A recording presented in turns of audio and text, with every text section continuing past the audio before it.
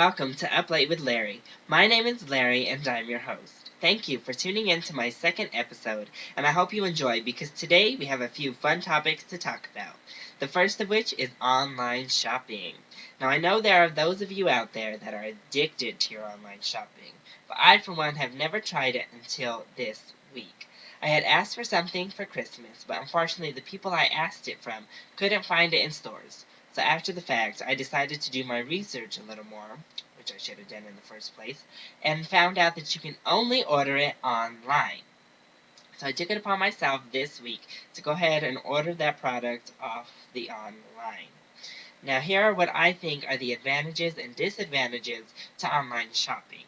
The obvious advantage is that you don't have to go to the store, meaning you don't have to deal with stupid people, bad customer service, and waste your gas to get there.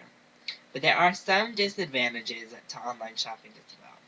The first of which is very big, and that is shipping and handling fees, which you wouldn't need if you just went to the store.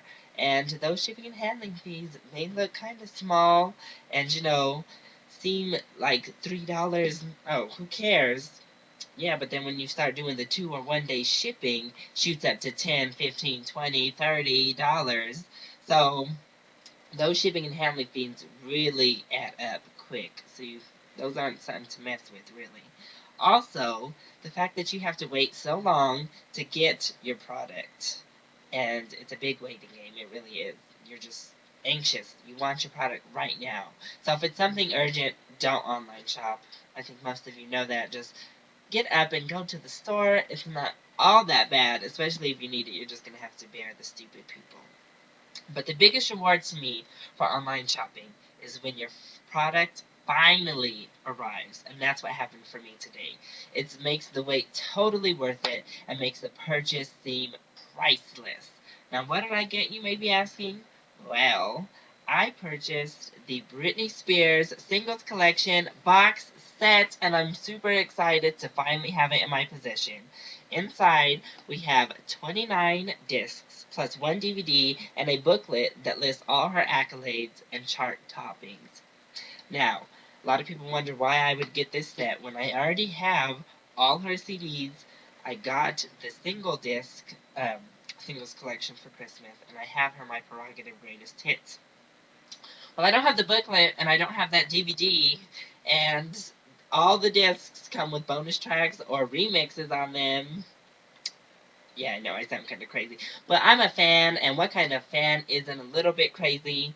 And what kind of fan would I be if I didn't have that box set? So I am very satisfied with my purchase. So I just want to tell you guys about my first online purchase experience. I loved it, but I don't know. I don't know how often I'll be doing that because putting the information in the computer's not quite my thing. But we're going to move on to the next topic, and that is American Idol. American Idol debuts this Tuesday, so you guys need to make sure you watch. Because this season, Paula out the door, and Ellen DeGeneres is in the door, as I'm sure you all have already heard. Now, I kind of wish Cara DioGuardi were out the door, and they would have given her salary to Paula to keep her there. Because I prefer, Paula and Ellen, or maybe even just the original 3 judges, please. But we have to deal with Cara yet another season. I'm not sure how I'm going to like this dynamic that Ellen is going to bring, but I think she's going to be fun. Just hope, Cara doesn't annoy us all too much. But it starts this Tuesday, and I want you guys to watch. Text me, because you know I like to talk, and especially about my idol. Especially if we already text about the show. Make sure that you watch so I can text you and we can discuss it throughout the season.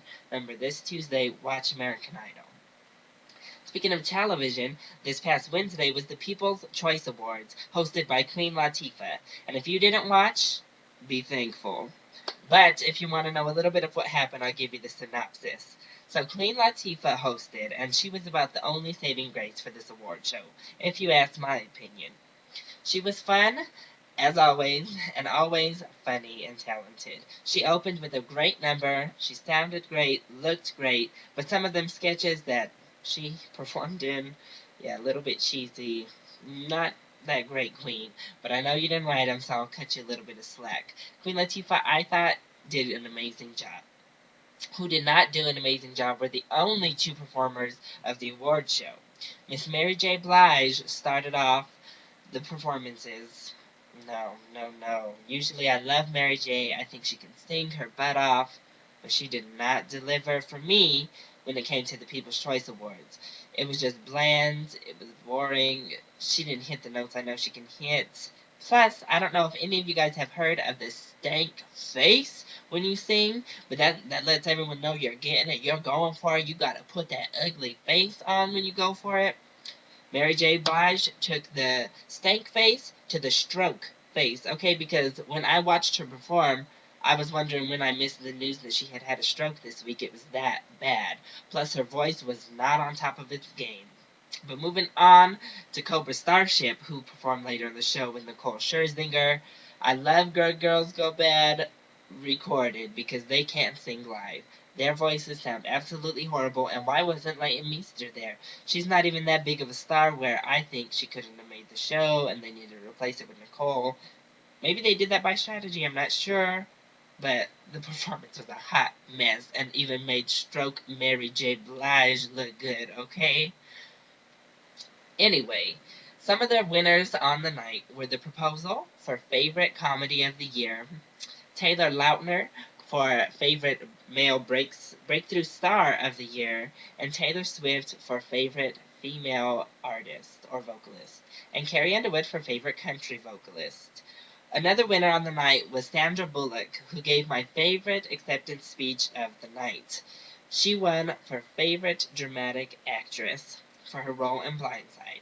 Now, I haven't seen Blindside, but I did see The Proposal and All About Steve. And no matter what anybody else says about that movie, I thought it was cute. The Proposal might have been my favorite movie of 2009. So with all her success of the past year, I really think she deserved the award. Although I haven't seen the movie she won for, I had heard nothing but great reviews about it. Her acceptance speech was funny. It was sad. She did a little bit of the tears. It's everything you want from a good acceptance speech. So bravo, Miss Bullock. On the other end of the spectrum was Mariah Carey, who gave the worst acceptance speech of the night. First of all, when they showed her winning favorite R&B female vocalist, her breasts were about to pop out. I thought we were going to get a Janet Jackson NFL Super Bowl reenactment and get a nice little titty flash on TV. Unfortunately for her, she kept them contained. But when she got to the stairs in the dress she was wearing, she needed to enlist help from husband Nick Cannon to hike up her dress just so she could walk up like 5 stairs. Then she managed to waddle her way by herself to her mic stand because she couldn't even walk in that dress. It was a disaster. She even noted it in her acceptance speech. But that speech was not up to par. Mariah, I love you, but that speech was not, it wasn't classy. You were not classy last night. You gotta get back to keeping it classy, girl. But those were the People's Choice Awards. If you want to look up the full winners, go to Google. And if you want to see the performances, I'm sure they're posted right here on YouTube. So that's our second show. I really hope you enjoyed it. If you have more suggestions, the ones from last week were greatly appreciated, and I'd love to have more suggestions this week. So keep on watching. But until next week, all the way from the 303, this is Larry. Deuces.